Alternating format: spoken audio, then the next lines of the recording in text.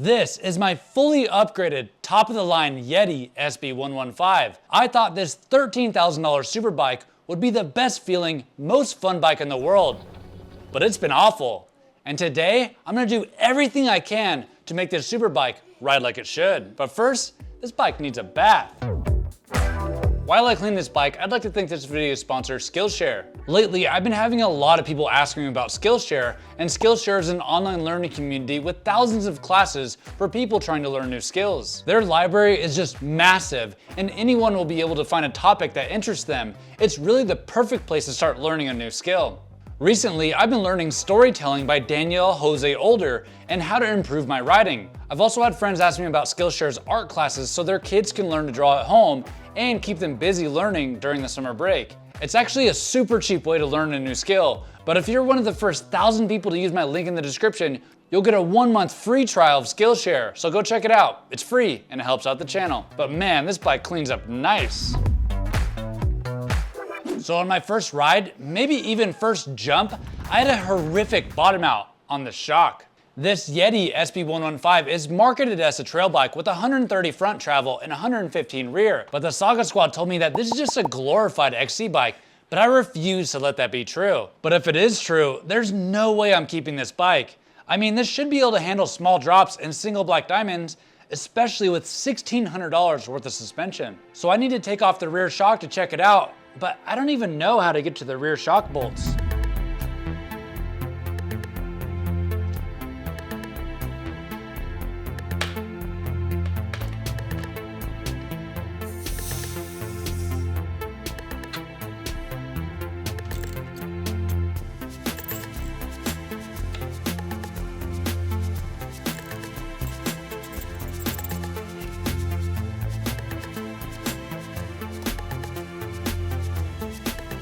Now with that off, the Saga squad left me so many comments saying that a volume spacer or air token will solve my bottom out problem. So I picked up a set of them for $23. I'm not super familiar with volume spacers, but I'm just gonna install the biggest one. I hope this fixes the problem.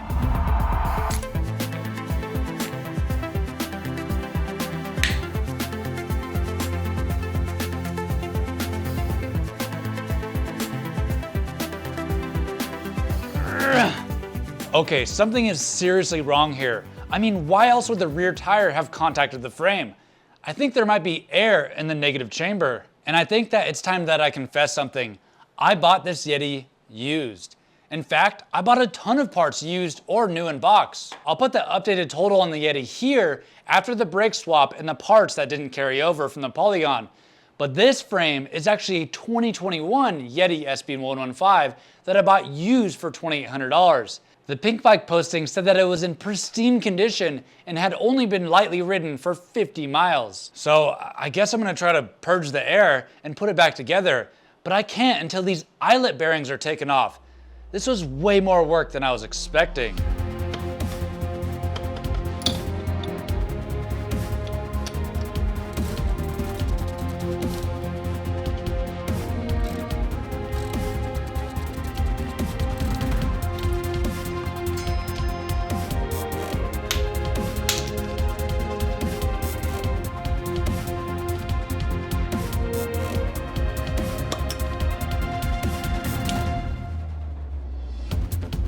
I can still feel the air getting sucked into the negative chamber.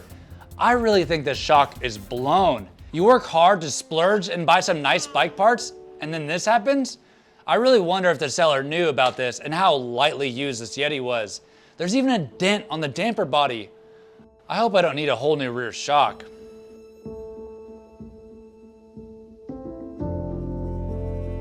Well, it's a new day and I'm refreshed. I was working on that shock until almost midnight, and it was so stressful, but it seems to be holding air.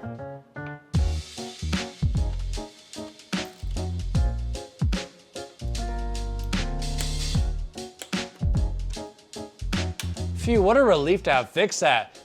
But it's crazy that a shock that cost over $500 could have seals blown like that. But now that the rear end is fixed, I need to fix the front end too. It has a 67.5 degree headtube angle, which is very steep for a modern bike, almost outdated, and I can feel it on the trail. Normally, you can't fix bad geometry, but I got several comments saying to get this, a slacker kit. This will slacken the head tube by 1.7 degrees. I've never installed something like this. Hopefully I don't ruin this Yeti.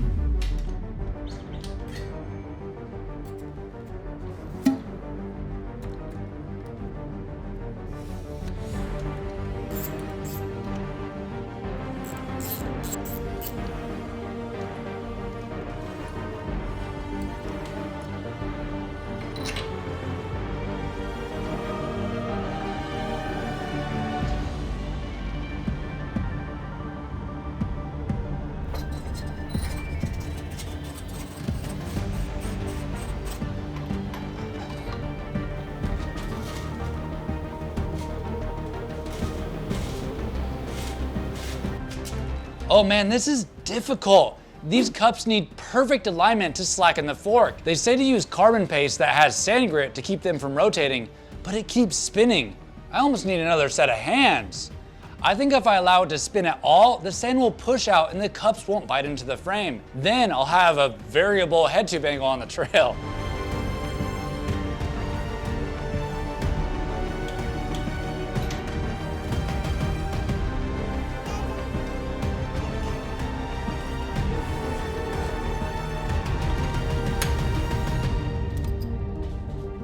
All right, it worked. And I think the key here is to not use as much Loctite as I did.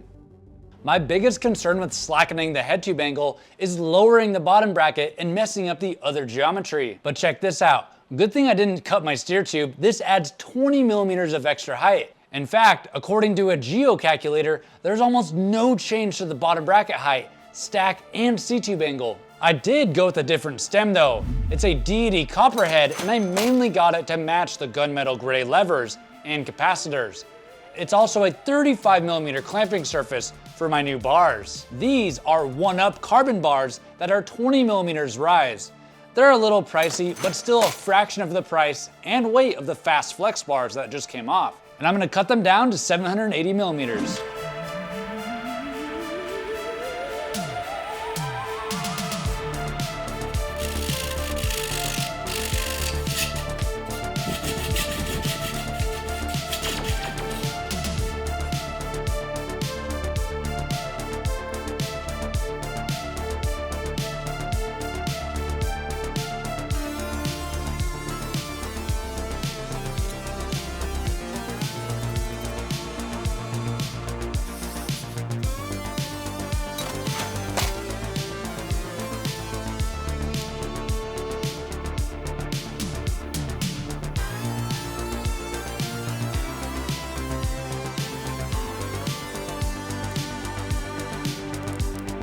I think this bike is gonna work after all, and I might just be able to keep it.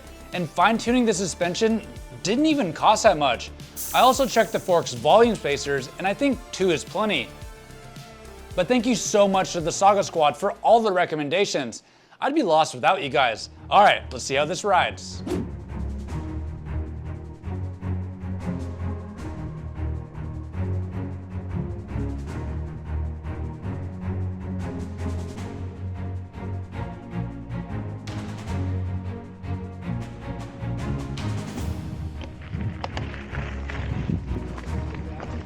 I'm on the climb now, and I feel like there's a little bit of a penalty for the slack head tube angle.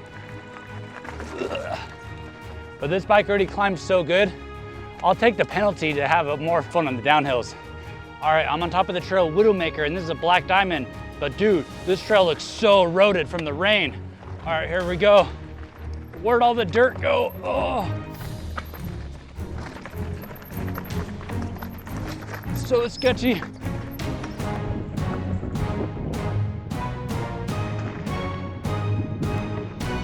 The slack head tube angle feels great. The rear shock with the volume spacer is super supportive.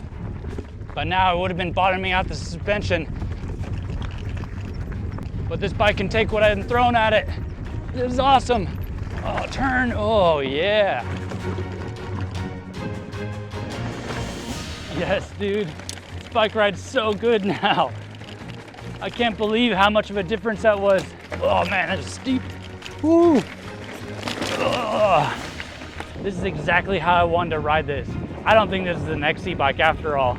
I really wonder how lightly used this bike was, enough to blow out the rear shock. Man.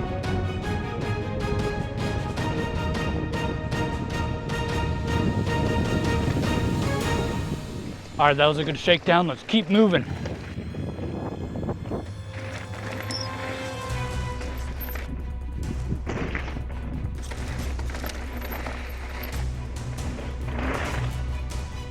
Oh man, this volume spacer allows me to have some pop. Dude, yes, this bike is so much fun now. But, uh-oh, I think there's something wrong with my shifting.